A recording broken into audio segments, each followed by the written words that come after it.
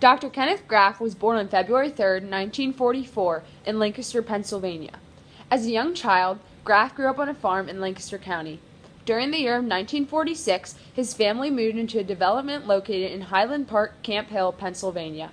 Graf's father soon got the job of an automotive mechanic, and he ran a number of gas stations for the Sunoco Oil Company. He was the middle child of 3 kids. Graf had one older brother and a younger sister. During his childhood, he would often hunt in the backyard with his dogs and then go fishing in the afternoons. Since his family did not own a swimming pool, Graf and his siblings would venture down to the Susquehanna River to swim. Another interest of Graf and his siblings was the local folklore of the Susquehannock Indians. Graf comes from a military family. His older brother was in the 82nd Airborne Division. They frequently had arm wrestling competitions, which, according to him, he always won. Their father was also a merchant marine in World War II, and his uncle was an Army Air Corps fighter pilot. Military runs in his blood. Dr. Graf has also been heavily involved with the U.S. military throughout his life. He served in multiple conflicts such as the Vietnam War, the wars of Iraq and Afghanistan, and he was located in Bosnia and Kosovo as well. He enlisted 2 different times, once during the Vietnam War and again after the 9/11 attacks. His first time serving in the military was when he got drafted into the Vietnam War. He was 18 years of age at the time. I was a freshman in college at the University of Notre Dame when I got my draft notice. As a drafted 18-year-old, we all got into a school bus at South Bend and were transported then to Great Lakes Navy Base in Chicago for our pre-induction physical. He did not have to participate in basic training. For doctors of that time, basic training was non-existent. After this, he joined the 101st Airborne Division. During this time, he was deferred through both college and medical school. Once he graduated from medical school, he was sent to Fort Dix in New Jersey. Here, he worked out Dispensary Number 8, in the middle of the sand dunes. Most of his early military career was spent here during the Vietnam War era. Graf may have technically been drafted during the Vietnam War, but he never physically went to Asia. With that being the case, he continued a residency program at Harrisburg as a member of a unit called the 316th Station Hospital. This was a reserve unit in which he served. This unit was deployed 2 weeks every summer and then 1 weekend every month. Dr. Graf's second time serving occurred shortly after the terrorist attacks of 9/11. After visiting the smoldering remains of the Twin Towers, roughly a month after the attacks, he had asked his wife for permission to serve our country once again. She understood and accepted his decision. She was proud of him for enlisting again. Getting back into the Army, though, was more of a challenge than he had predicted. At the time, he was in his late 50s, having only limited connections with people who served in the military. Eventually, one man saw Dr. Graf's potential and helped him through the process of joining the military, yet again at his late age. When he finally jumped through all the hoops, it was noted that Dr. Graf had never gone through any basic training. When this was realized, he was sent down to Fort Sam in Houston, Texas to undergo basic training. Due to their age, Dr. Graf and a friend of his were referred to as Grandpa. Teasing aside, they were both respected. Graf did not receive any special treatment because of his age. He did everything the younger men did in the same amount of time. This included obstacle courses and the PT test, along with carrying 70-kilo sacks of sand, and also crawling underneath barbed wire with live fire being shot overhead. He also learned how to shoot a pistol here. It was quite rigorous for him, but he also found it very rewarding. When he finished basic training, he also went through a number of different specialized training courses. In preparation of his most recent deployment, which was at a fire base on the border with Pakistan and Iraq, Graf was sent to a course down in Miami, Florida. The building in Miami was known as the Ryder Trauma Center. Here, Graf and the other men learned how to work as a unified team, while getting back the feeling for their specialty skills. We had something called a Keystone exam where they brought in 8 wounded pigs, into South Miami, into a trauma center, and then they saw how we interacted with one another and how well we did saving the lives of these injured animals. And once we passed that, then we were good as a unit to be deployed and sent over to the combat zone in Afghanistan. Once this exam had been successfully completed, the men were deployed to the combat zone in Afghanistan. Dr. Graf was then stationed in Afghanistan 2 times, once from 2004 to 2005, and again from 2010 to 2014. The hospital here was a tent hospital. It was located on the Bagram Air Base, which happened to be an old Russian air base. The area was quite remote at the time, and the base was nothing spectacular according to Graf. The invasion of Afghanistan had just started, so missions within the field were heavily occurring. Many men were constantly wounded and being brought to the hospital. The injuries varied from a sprained ankle to 2 or even 3 limb amputations. By the time of his second deployment, Bagram had prospered into a large city and was an American footprint. Pizza Hut and even Starbucks had been built there. After establishing their unit in the base on the Pakistan and Iraq border, Graf said it was difficult adapting to military life. They were constantly working, sometimes 24 to 48 hours straight. This often meant little rest as well as little to no food. At points, the medical team found themselves to be famished due to the countless hours of operation.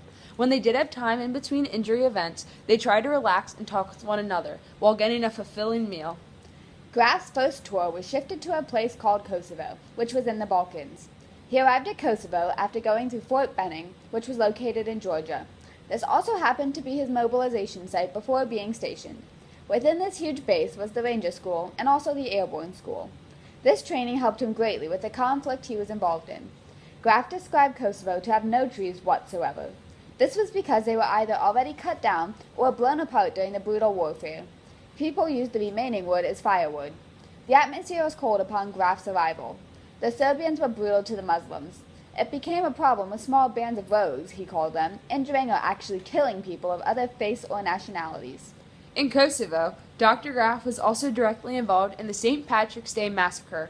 I remember there was one, it was actually St. Patrick's Day, and we called it the St. Patrick's Day Massacre. There was a battle in the streets of Ferizaj, which was a little town in Kosovo, and a national treasure, she was an opera singer, I believe, was shot through the neck, and she spent 2 days, I would say, in the civilian hospital in Kosovo and was doing very poorly. And they called us and asked if the Army hospital would take her since she wasn't military and she wasn't injured by one of our soldiers. And our hospital commander, who was a great guy, said, of course, we'll take her. So we did, and we found out later on that what was filling up her chest cavity was actually chicken soup that they were feeding her to make her well. Her gunshot wound, Reader's Digest version was, it went through her neck indeed, but didn't hit any of the major blood vessels, or she would not have been alive. And it tore her food tube, her esophagus, so that when they would try and feed her, it would pour this raw food into her chest cavity. So once we made the decision and could at least control all of that, they had enough money that they could get on a plane, and she went to Hamburg, Germany, where there was a world-renowned specialist in just esophageal reconstruction. While in Kosovo, he witnessed things that left a lasting impression on him. For instance, when he and his group helicoptered into the Pristina hospital, he noticed all kinds of satellites everywhere. He asked why. The answer he got has stayed with him since. One of the doctors there told him that during the war, this area had lost communication with everyone else in the world. They never wanted to be without it again. They said that they would rather be without cars or other things than communication. He also found some rather trusting people in Bosnia. Bosnia was a dangerous place, with many mines buried in the mountains. One day, when he and some other doctors were out treating civilians, a little old lady came up to him carrying a burlap bag. When he looked in this bag, he saw it was full of explosives that she had found in her basement. It was a very trusting move to turn that bag over to another country's military. The local people were tired of the war and thankful for the American presence. Another account was when a Muslim man came up to Graf. He said, "I hope your country loves America as my country loves America." That was a powerful statement that stays with him even today. Once Graf went over to a Serbian hospital close to the border of Macedonia due to an American soldier being treated there. Coming in, he did not expect to be treated particularly well. At first, he was not, but then he saw the commitment and hard work that they put in to save this soldier's life. He realized that they were sincerely trying to do what was right. Near his departure from the Serbian hospital, they thanked him and gave him a farewell present. Dr. Graf never had any close calls throughout his service, thankfully. He was quite grateful for this. In his own words, this was mainly due to everyone in his unit having successfully completed their part.